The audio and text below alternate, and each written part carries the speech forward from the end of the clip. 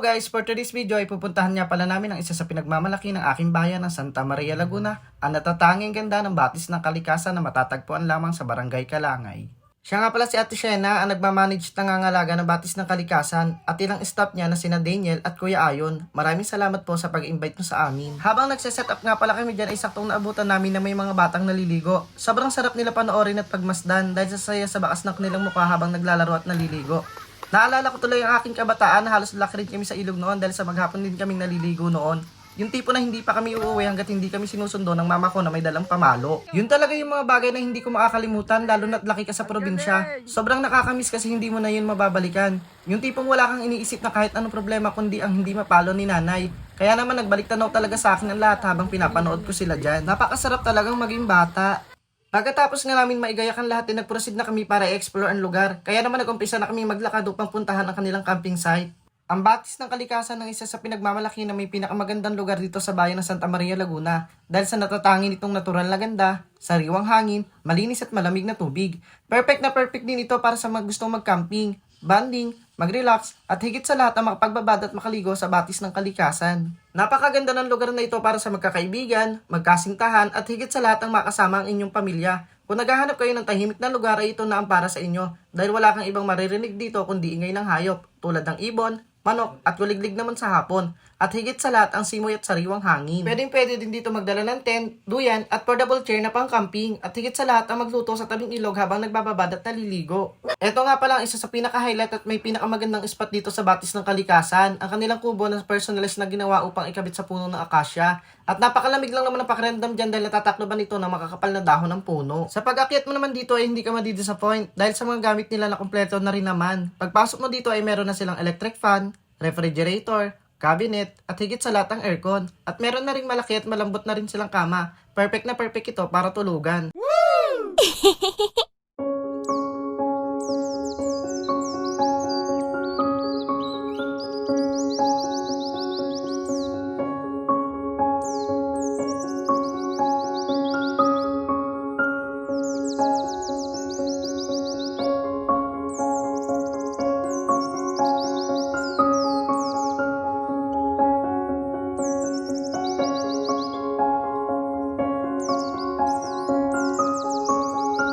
Pagkatapos nga namin dito ay nag-proceed na kami sa aming next spot na pupuntahan. Napakaganda ng panahon, tirik na tirik ang araw pero hindi mo mararamdaman ang init. Sa sobrang dami ng puno na sumasangga dito para ikaw ay takloban. Ito na nga ang sumunod naming pinuntahan, ang game zone, isa sa activity nila dito sa batis ng kalikasan. Kaya naman sa mga mahihilig sa sports tulad ng bilyar at ilang laro ay pwede kayo dito maglibang. Naglaro na nga pala kami dyan para naman i-experience ko ang ganitong klaseng activity. Actually lahat ng ginawa ko dito ay first time kasi hindi naman ako mahilig sa ganitong klase ng laro o talagang wala lang talaga akong talent.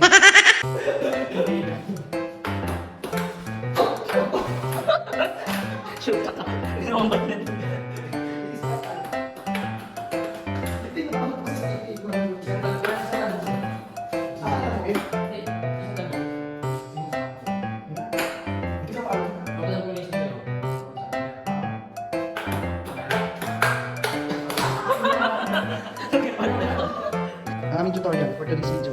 Hi, Aros! Hi! Diba? Ay, ayun na, maganda ko.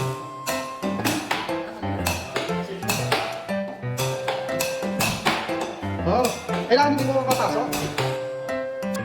Na! Dito lang yun. Shot mo na ba yan? Nice travel. Oh, basta ako.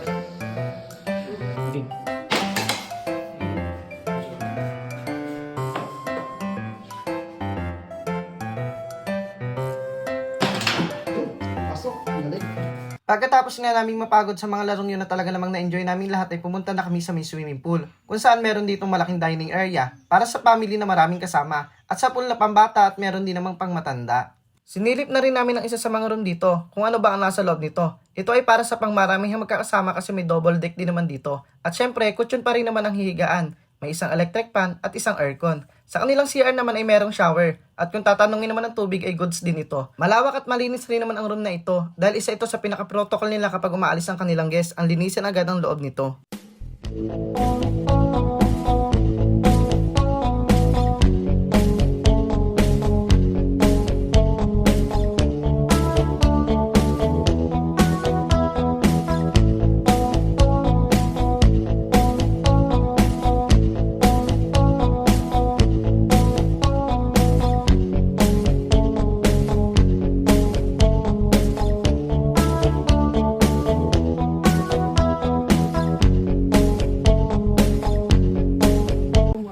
kagandahan? Bakit nila kailangan pumunta dito sa Batis ng Pag gusto Kalikasan? nilang mag-relax, pumunta lang sila dito, tahimik sa gabi. Maririnig ko yung mga kuliglig, ibon, tapos tahimik na hangin, masarap na hangin. Nawala sa Maynila na narito sa aming lugar, sa Barangay Kalangan, Santa Maria, Laguna. Yun. Tapos walang gitong masyadong taong nag-iingay sa paligid. Sila lang ang talagang makakarinig sa sarili nilang mga ingay. Bumibilo sila ng ibang tao, ibang lugar na narito. Yun ang kagandahan.